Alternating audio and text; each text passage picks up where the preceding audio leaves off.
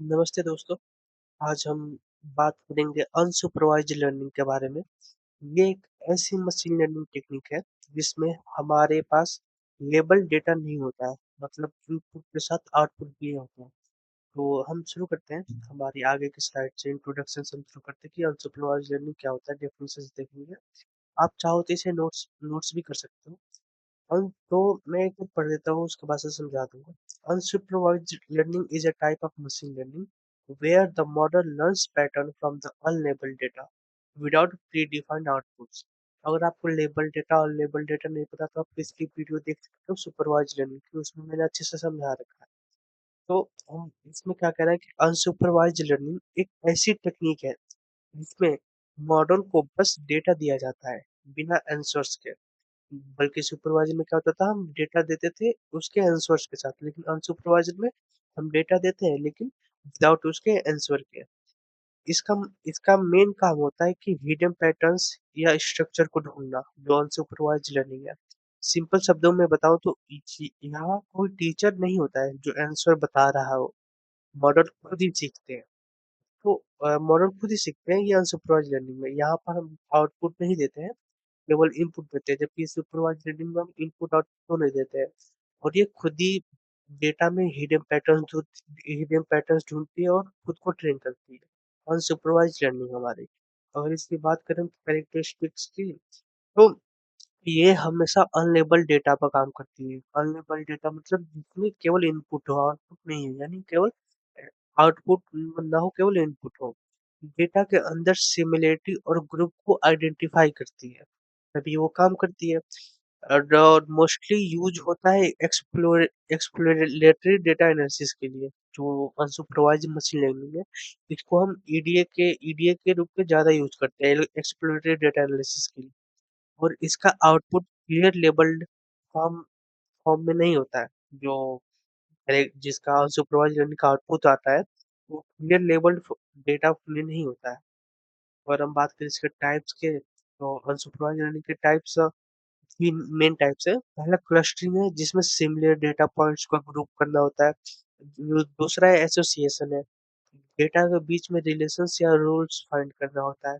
तीसरा dimensionality reduction होता है, जिसमें कम करके डेटा को सिंप्लीफाई करना होता है।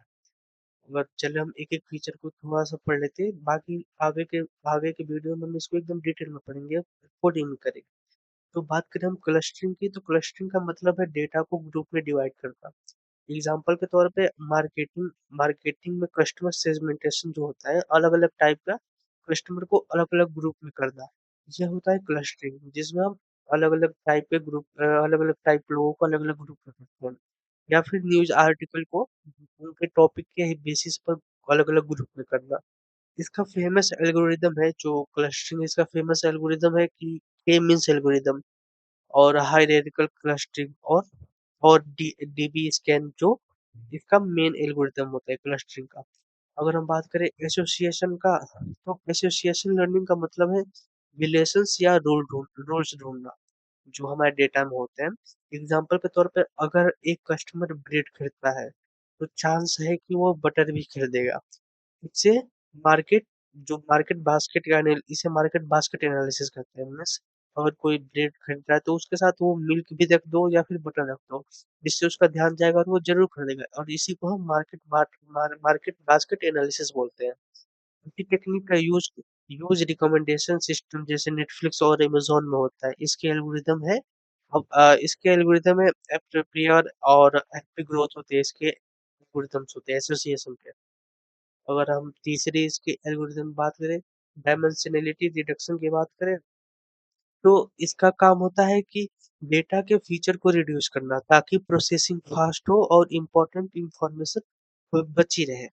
एग्जाम्पल के तौर पे इमेज को कंप्रेस करना या बड़े डेटा सेट को सिंप्लीफाई करना।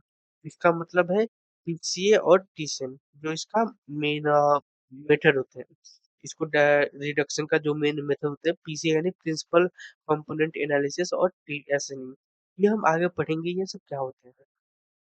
अगर हम बात करें रियल लाइफ एप्लीकेशंस की, तो अनसुपरवाइज्ड लर्निंग का यूज बहुत जगह होती है। जैसे मार्केट सेगमेंटेशन जिसमें अलग अलग कस्टमर ग्रुप बनाए जाते हैं। Fraud detection banking banking system में, रिकमेंडेशन सिस्टम में जैसे नेटफ्लिक्स मूवी सजेस्ट करता है, और जेनेटिक्स और बायोलॉजी में डीएनए ग्रुपिंग के लिए भी होता है। और अगर हम बात करें एडवांटेजेस और लिमिटेशंस की, तो इसके कुछ एडवांटेजेस हैं। ये अनलेबल डेटा के साथ भी काम कर सकता है, यानी जो हमारा सुपरवाइज लर्निंग है वो केवल लेबल डेटा के साथ काम करता था, लेकिन अनसुपरवाइज लर्निंग हमारा ये अनलेबल डेटा के साथ भी काम कर सकता है। हिडन पैटर्न्स को ढूंढता है, एक्सप्लोरेटरी एनालिसिस में हेल्पफुल है। लिमिटेशंस की बात करें तो कभी कभी सुपरवाइज लर्निंग से काम एक्यूरेट होता है, यानी जो हम काम करते हैं अनसुपरवाइज लर्निंग से, वो सुपरवाइज लर्निंग से काम एक्यूरेट होता है, जबकि अनसुपरवाइज लर्निंग से नहीं हो पाता है। परफॉर्मेंस इवेलुएट करना मुश्किल होता है, और कंप्यूटेशनल कॉस्ट भी ज़्यादा होती है अनसुपरवाइज्ड लर्निंग की। तो अगर हम पूरी बात करें समरी की, तो आज हमने देखा कि अनसुपरवाइज्ड लर्निंग वो होती है जिसमें लेबल डेटा नहीं होता है। इसके 3 मेन टास्क होते हैं: क्लस्टरिंग, एसोसिएशन और डायमेंशनलिटी रिडक्शन। ये रियल लाइफ में यूज होता है marketing, recommendation system, fraud detection और बायोलॉजी। तो दोस्तों, आज का हमारा अनसुपरवाइज्ड लर्निंग का जो टॉपिक था वो यहीं पे खत्म होता है। आप नोट्स बना लेना अच्छे से। बाकी हम कल लाएंगे अपना रीइंफोर्समेंट लर्निंग का वीडियो। बाकी आप जैसी वीडियो लगे वैसे बताते रहना। धन्यवाद।